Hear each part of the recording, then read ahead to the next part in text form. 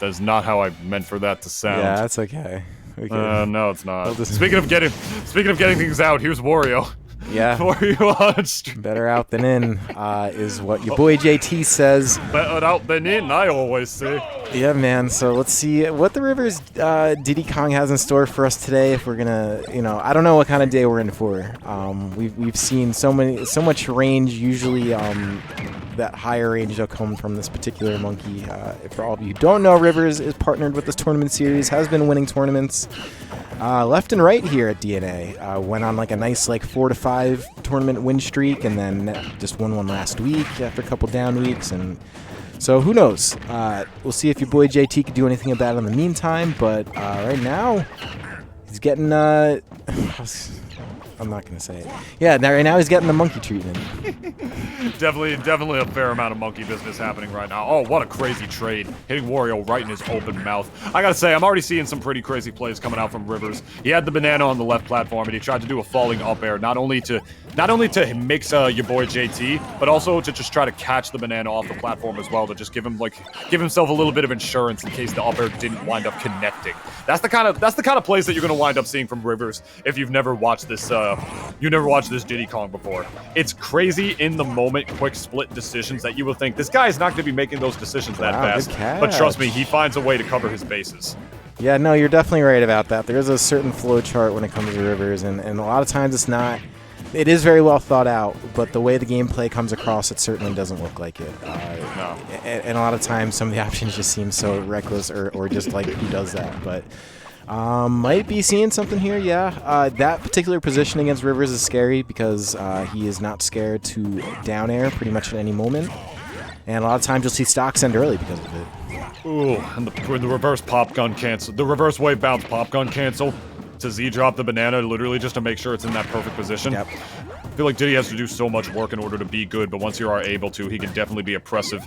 He reminds me in sort of he reminds me a little bit of he's not as the back there takes the stock from YaBoiJT. He reminds me a little bit of brawler type characters that have such insanely fast mobility that they don't exactly need projectiles to set up the kind of 50-50s that Diddy does with his, you know what I mean? Rivers is the kind of guy who if the banana's on the platform, he'll try to hit you with an aerial and catch the banana at the same time to give himself that insurance as the banana forward smash takes the stock.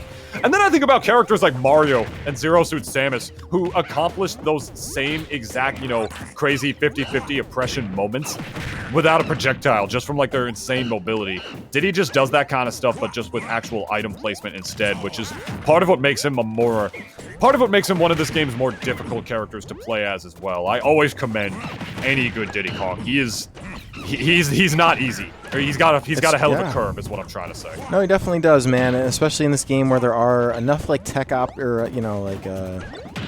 tech options in terms of just things you could do mechanically in this game. Diddy gets a lot of mileage out of all those in terms of just IDJ stuff, and then as you have already mentioned a few times, just a lot of the B reverses, and there's just a lot you could do. A lot of banana play here, and okay, we see that a lot here. So your boy getting fortunate there that it didn't time up, but not going to matter because, oh, God. Wow, I think that may have been a little bit weird DI, but maybe kind of just figured, well, dead anyways. Don't show that one on the instant replay for sure. My man got hit while the sun don't shine. Yeah, dude, that was a little bit rough there, but I mean, this is how these sets go against Rivers sometimes. Sometimes it's like run into a brick wall, man. I mean, I will remind everyone. I mean, I'm going to be singing Rivers' praise all the time just because, it's the plot armor on the stream. But regardless, I mean, this is someone who qualified for Smash World Tour already. Very high, has been PGR'd before, top 15 at that. He's a good player. So playing against him in brackets like these definitely could be learning experiences. Might feel bad while you do it, but I mean, I don't know. I've seen players that actually are able to adapt over time, get some games in, and really look pretty good. So there's a lot of good stuff from being able to just kind of even play against a player of basically of Rivers' caliber. Honestly, yeah. Rivers clearly feeling himself so far with how he's just keeping this pressure going and not even letting it drop at all. Saw him spamming shield by the ledge before to try to just, like, somehow bait out YaBoiJT for the angel drop. Already, like, that's how you know a player's feeling themselves when they start going for little unorthodox stuff like that. They just start hitting shield just so they can press a button. They keep pressing a button in, like, spaces where, you know, they normally don't have to. You know what I mean. It's like, just like, so they can just keep, like, their fingers hot, keep the pressure on. And speaking of keeping the pressure on, there's the back air, out of the throw. Going to do it. Rivers getting the first stock on YaBoiJT already, who is still struggling to find answers. That was awful. That was God. Okay. At least he didn't get the whole thing happen to him, but ended up getting jab reset off of a weird hit on those barrels. That's another thing you see. I mean, those barrels are actually a functional like piece of Diddy's kit if you really try to make them be. Honestly, yeah. He just ran out of stage to pretty much get it. They just think a couple of patches ago that would have been a dead Wario because he would have had the infinite. Yeah, that's true, man. Actually, I believe that infinite has happened on this channel during Battle for the East, in fact. At least... I remember that. Yeah, right before it was taken out, but does not have that anymore. Yeah, dude, this is... You start to see a little bit of troll here, but... I think it's... Yeah, this is where Rivers' montage plays come out. You know what I mean. I don't want to say it, but you all know what I'm talking about. Yeah. Dude, so, I don't know. This is... yep. Eat that banana. That's cool. Oh my god. Did you see what just happened there? Like what part Did you see of what it? just happened? He threw the banana downwards, right? Would have hit Wario, he would have been able to get some sort of confirm. Probably would have had to, like, time a grab a little bit better. But Wario was actually in his bite animation. So he ate the banana, healed a little bit, and Rivers grabbed him out of the lag of him swallowing the banana peel. Whoops. Rivers definitely didn't even mean to do that. That just straight up just worked out for him. Oh my for being honest.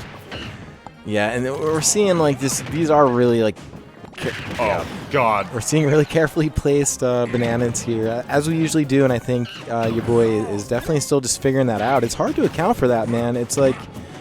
It's the same with, like, keeping track of C4 and just knowing where it is. Like, you just kind of have to know, or else there's a good chance that you might be taken out by it. Even that banana peel, dude. I mean, how many times do you see someone slip on it and then F smash? Yep, there we go. What a read. There it is. He didn't even go for it at the end right there. There was no risk for him going for it at the end right there. He could have just charged the forward smash in place or even just hit the stick in that direction or whatever it is he uses to forward smash, and it would have worked out dandy. But no, he had to go for the read. Like right here, he's up 3 stocks, no risk to just doing it right there. He went for a read for no reason. That was just rude. I mean, it's just gonna... I mean, yeah, he was closer to the left blast zone, so it had a higher chance of killing, but other than that, it was just rude. It was rude, just rude at that point. It was just what he was feeling in the moment, you know? Ultimate's got, like, those weird tech scenarios where it's like, okay, do I just hit him from here, or do I go for the read because of the fact that you can tech stuff like footstools, and jab locks don't work the same as they did in prior games, even though it's just less hits, I guess, or more hits, depending on which game you're talking about. Yeah. It's interesting. So honestly, like, it's so weird. That play was simultaneously optimal and so BM at the same time, somehow. Yeah. That's like the best way I could describe it, man. That's Rivers to a T, man. Optimal as hell, and yet so stupid at the same time. I don't know how he does the it. ultimate, like, he's the ultimate, it looks like I'm mashing player, but he's not.